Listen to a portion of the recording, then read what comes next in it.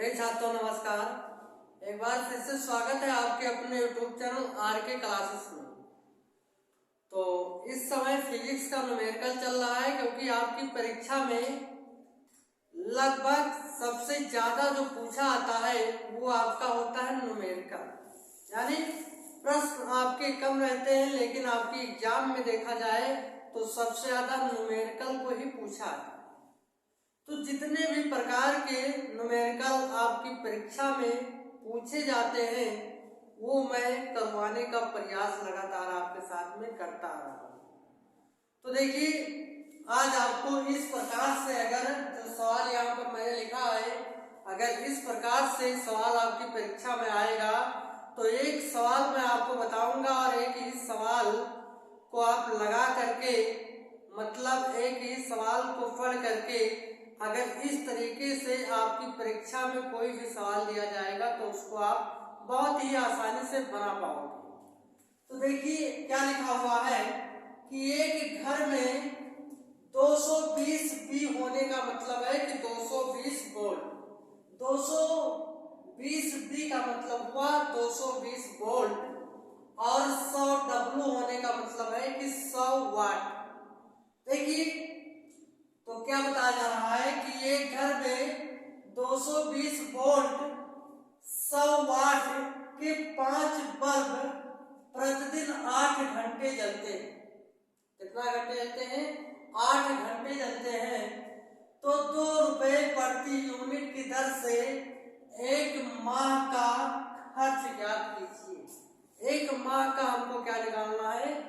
खर्च निकालना है।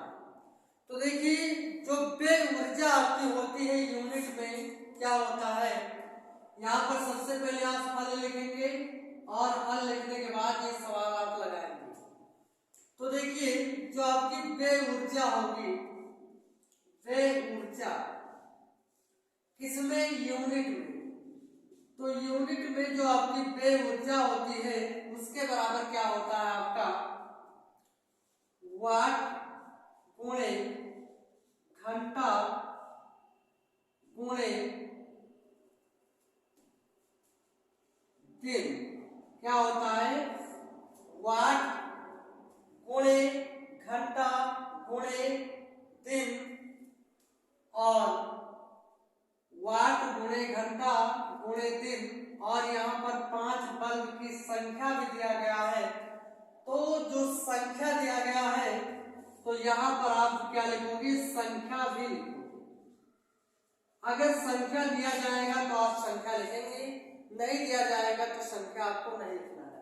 वाट गुणे घंटा गुणे दिन, 5 बल्ब प्रतिदिन कहा गया है, तो बल्बों की संख्या कितना है? 5 ही तो है, और बटा में क्या हो जाएगा आपका? 1000।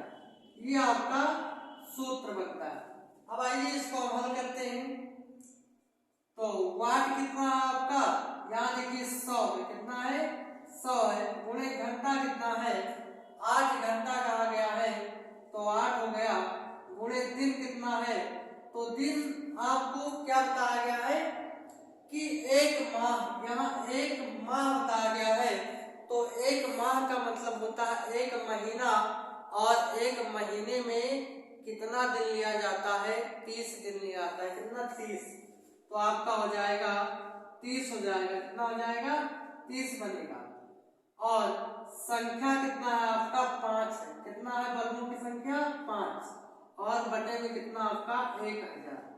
तो देखिए, 2 जीरो यहाँ से कटेगा तो 2 जीरो ये कट जाएगा, 1 जीरो इसका, 1 जीरो इसका कटेगा। तो आप इसको गुणा कराइएगा तो देखिए 5 तिया 15 और 15 अट्ठे कितना होता है? 120 होता है। कितना होता है? 15 अट्ठे 120। जैसे 5 तिया 15 और 15 अट्ठे कितना? 120 हो जाएगा। अब हमें क्या निकालना है? खर्च निकालना है। तो आप लिखोगे नीचे से कि खर्च के बराबर होता है, खर्च बराबर क्या सूत्र होता है? व्यय ऊर्जा। क्या होता है? व्यय ऊर्जा गुणे जो आपकी यूनिट यहाँ दिया गया है प्रति यूनिट।